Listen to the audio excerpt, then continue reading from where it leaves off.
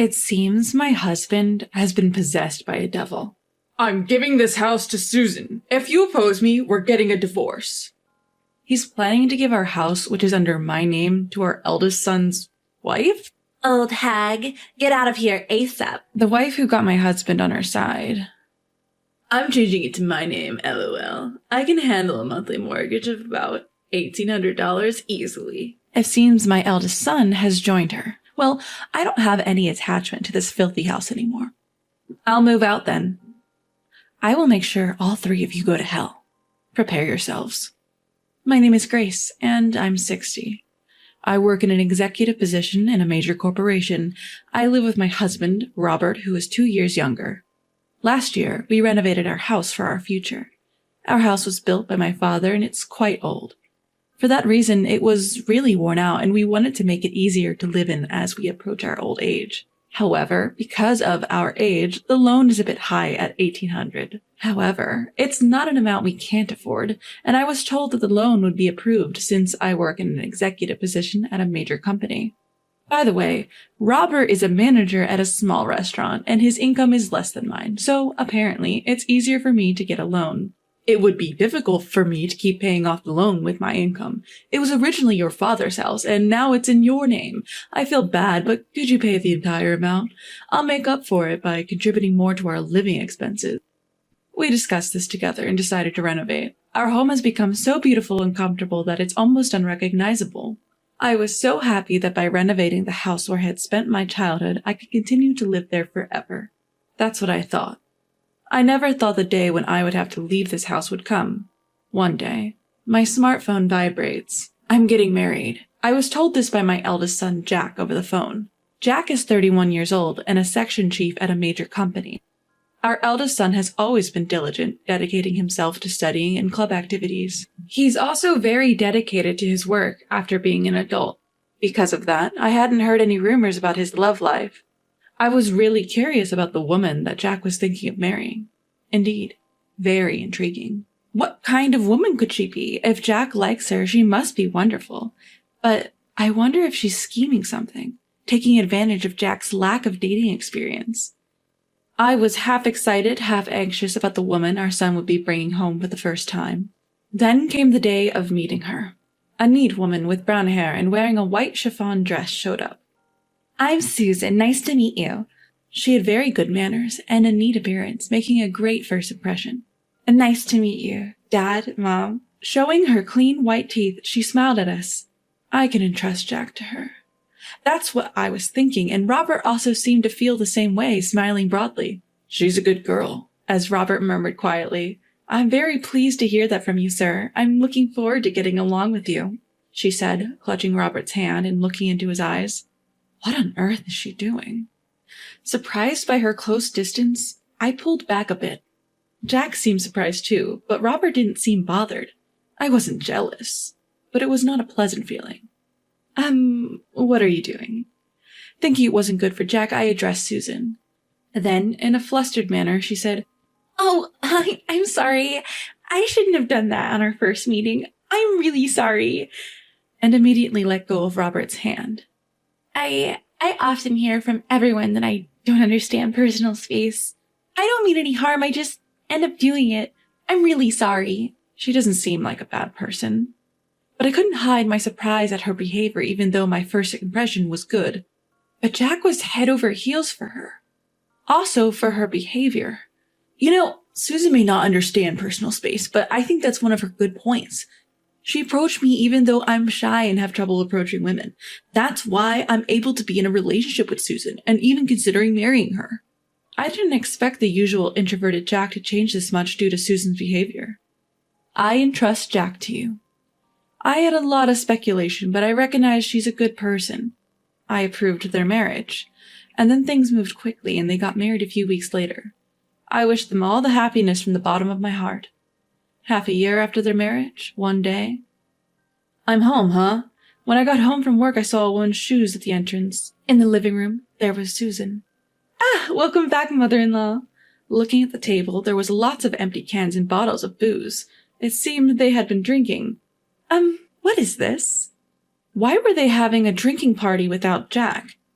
Being curious, I asked, "Well, when I was coming back home from work, I bumped into Susan. She said she wanted to get along with me better, so we decided to have a drink. But I'm broke before payday, so I suggested we drink at home." Why have a drinking party at home? It would be better if Jack was also there, and I didn't want to intrude on the newlyweds. They could have just drank at Jack and Susan's place. I asked while tilting my head. It would have been fine at our place, but this house is so beautiful. And right now, our place is a mess. Susan, who wasn't pronouncing words properly. I was surprised because she usually speaks politely, but she started speaking casually, probably because she was drinking. But why were they drinking together? Why didn't you invite Jack? For a daughter-in-law to come to her in-law's house alone, and to come for drinks while they're newlyweds, I think it's a little out of the ordinary. From the moment I saw the two of them, I had been looking for Jack. Jack is, he's so caught up in the busy season at work, and I've been working overtime nonstop. That's why I'm just so lonely. Susan starts to cry as she says this. Shush now, Susan. It's not your fault. The one to blame is Jack for leaving his newlywed wife alone. Robert begins to console her, stroking her hair. Oh, Daddy-in-law. What a bizarre scene. It's rather nauseating. Hey, Robert, Susan is your daughter-in-law. It's disrespectful to Jack. You shouldn't act like this. I scold Robert for his inappropriate behavior, but then... Don't scold Daddy-in-law, please. Susan stands up for Robert. What? Her response was so absurd I couldn't help but blurt out my confusion. I had a lot to say, but after a tiring day at work, I couldn't be bothered. I'm going to take a bath. Please clean up after. I sigh as I head to the bathroom to escape. Then I call Jack to explain the situation. He says he'll stop working and come to pick Susan up right away. I see Susan as a bit eccentric, but Jack must really love her to be willing to leave work and come get her. But it might be a bit challenging to live with her after marriage. I may not be the best mother-in-law, but once Jack arrives, I've decided to offer him some advice on married life. Time flies as I soak in the tub, lost in thought. Feeling a bit lightheaded, I head to the living room, where I find Jack has arrived to pick up Susan. Or so I thought. But despite having driven here, he's drinking. Jack, you drove here, right? You're not supposed to drink. I question him, and he cheerfully replies in a tipsy state. No, Susan said she wanted to drink, so I decided to stay the night. I'm glad my son will be staying over. But the daughter-in-law who's left a bad impression is here too, and all of a sudden, I'm honestly baffled. But Jack's already been drinking. I can give you guys a lift. I really don't want the daughter-in-law to stay over. Despite being tired, I propose to drive them home. But then... No, I feel bad for you. You must be tired too. How about you join us for a drink? Jack suggests with an easygoing smile. I can't say anything more. Huh? At this moment, something felt off. Suddenly, Susan cracked a mischievous smile. Yes, indeed. It was as if she was laughing at my bewildered state. It's just my imagination, right?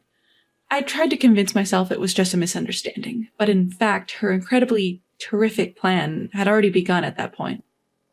The next day, Susan kept apologizing for her blunder. I'm truly sorry, she said and left, and I felt relieved as if a storm had passed. Then that day when I got home, Susan was there again. There was no sign of Jack. I was filled with a sense of despair, but the situation was different from the day before. I'm sorry to disturb you again, but I really wanted to apologize, she said, offering me some sweets. I guess I got carried away. My bad. Robert seemed remorseful. It was a bit annoying, but they seemed to be reflecting, so I should let it go this time. I forgave them. Thank you.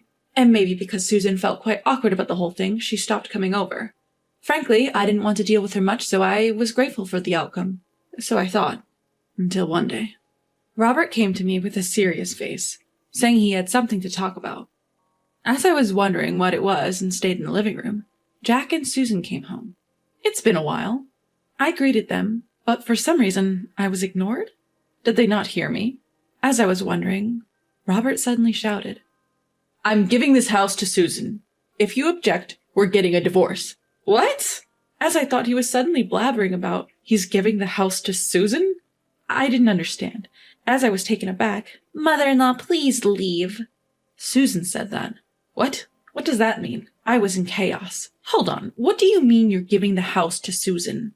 When I questioned, Robert answered, You've been bullying Susan all this time, doing such a stupid thing. Bullying? Baseless. That's impossible. But no matter how much I argued, Robert wouldn't listen. Shut up, she said so. That's why she was crying that she couldn't come home until now. Robert kept yelling, and Susan was shedding tears. Why did it come to this?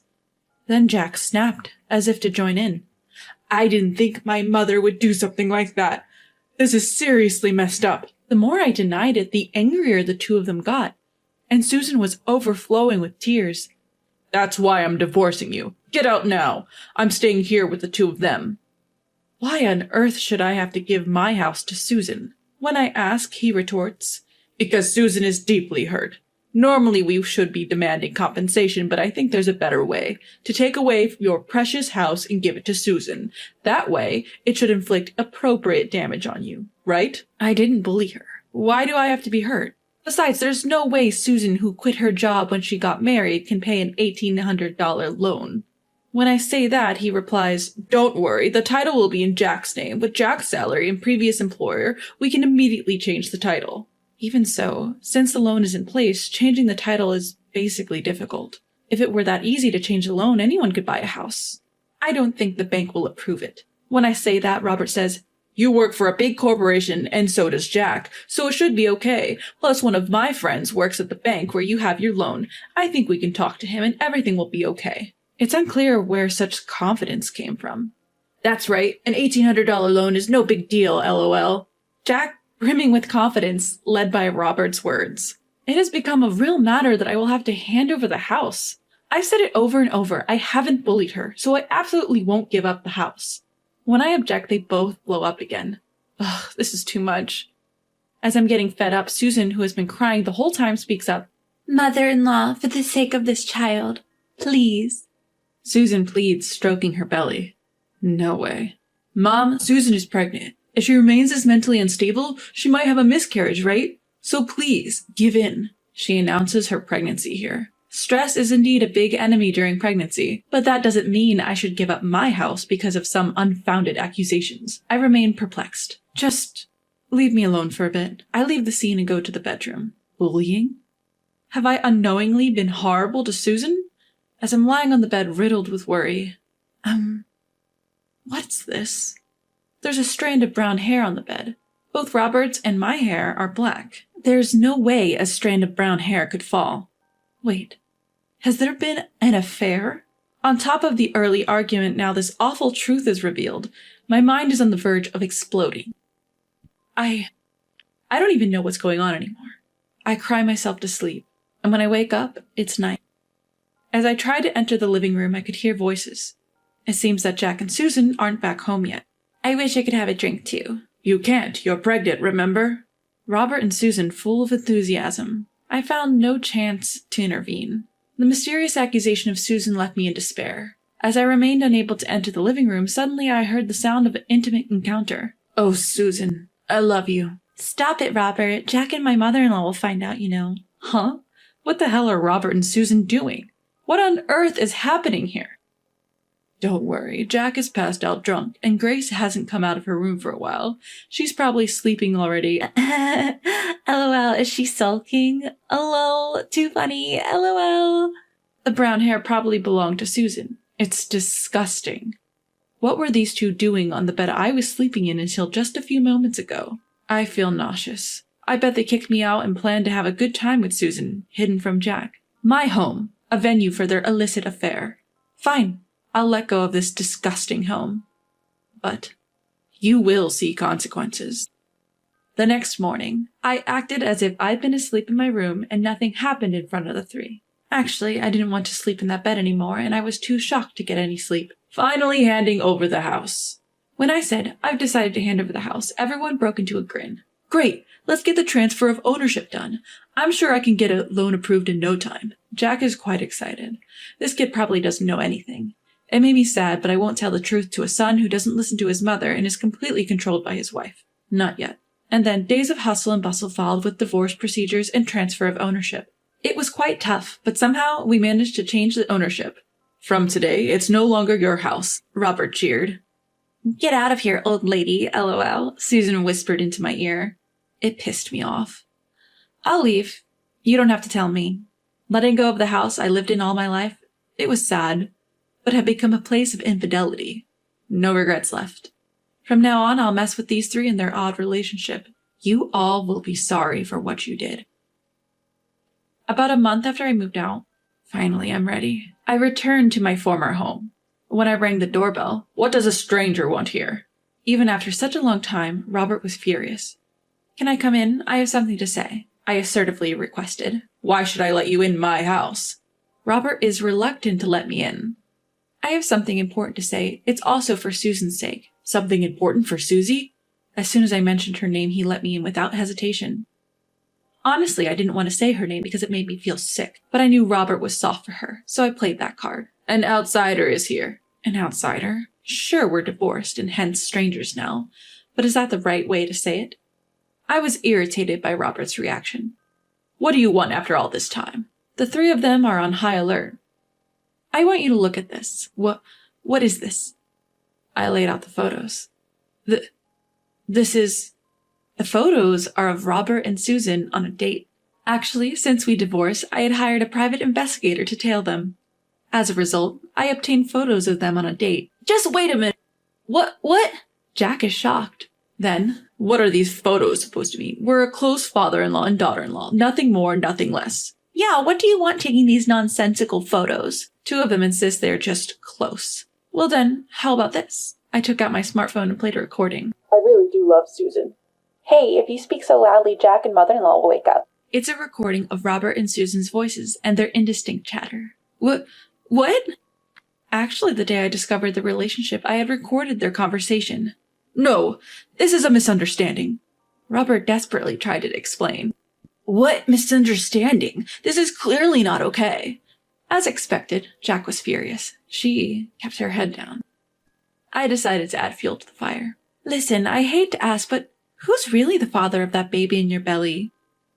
Jack's face went pale instantly. Do you mean it's with Dad? No way. My father-in-law was pulling it out every time. Oh. She dug her own grave. You just admitted it, didn't you? You just admitted it. The three of them shouted. Robert and Jack ended up wrestling each other. Ouch! She seemed to have had a cramp in her stomach due to the fight, interrupting their scuffle. Then I immediately said, I've been saying this all along, haven't I? I haven't been bullying Susan. Could it be that you were lying just to drive me away? To make Jack believe? Jack was taken aback. You're kidding. What the hell? That's just messed up. With you guys, and I couldn't trust my own mom.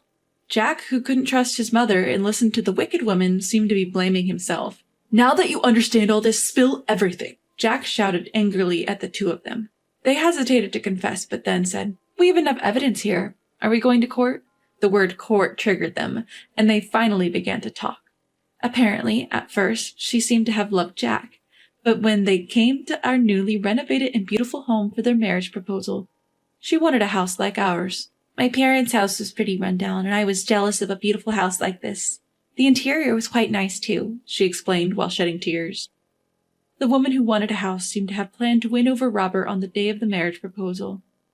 So she intentionally ambushed Robert after his work without inviting Jack and drank at home. For several months that Jack did not come home, she nurtured love with Robert and seemed to have planned to push me out. Then you should have proposed to live together from the beginning. When I said that, she paused and then answered, I have a bad image of a mother-in-law. My mom and grandma at home fought every day because grandma was bullying my mom. I didn't want to live with a mother-in-law. The only way to live comfortably in a beautiful house was to get the mother-in-law to leave. Surely, with such an image, one would not want to live with a mother-in-law, but stealing your father-in-law. However, what did Robert think about this fact? I knew I was being used, but when she came to greet me, held my hand and smiled, Robert, who fell in love, knew he was being used, but he seemed to have done such a thing to abandon me and keep her by his side. You guys, you're the worst. When Jack said so, the two of them lowered their heads and shed tears. After that, Jack naturally divorced. When he checked the DNA of the child born, just in case, it turned out to be Robert's child. I won't pay child support. Saying so, Jack demanded compensation from the two of them. Of course, me too. I can't believe I'm suing my own father for compensation. I patted Jack's head as he sighed in disbelief. That crazy woman had thrown us all for a loop. But the one who's going to regret messing up her life more than any of us is her from here on out. And my hunch was right on the money. Fast forward 2 years, she remarried Robert and decided to stick it out without divorcing, for the sake of their child. She then put the child she had given birth to in daycare so she could work. Oh look, Uncle, came to pick you up today. Apparently she's been getting the side eye from other moms at the daycare. The kids seem to be getting along fine, but she's feeling down because she can't make any mom friends. And when she tried to explain her divorce and remarriage to Robert to her own parents, they were furious, and their anger was directed at Robert. She's been estranged from them ever since. All of this is her own doing. And as for that house, Jack is living there alone. I wanted to sell it, but that would be too harsh on Mom. After all, this is the house where she's been living since she was born, right? A house full of memories. I just can't sell it. I told him I didn't care and that the house was creepy after all that. But he was so guilt-ridden that he couldn't sell it. And maybe because I've been saying that house gives me the creeps too much, he had it professionally cleaned and he threw out all of Robert and Susan's belongings. And Jack, who did all that for me, said, "Even though it was because of that woman, I did something terrible to Mom. I know you probably won't forgive me, but please, visit me or come to the house on a whim and let me show you some devotion." And with that, he gifted me with a ticket for a hot springs trip. Jack has definitely shown remorse. I can't forgive him yet, but I think I'll try to work towards rebuilding our parent-child relationship as it once was.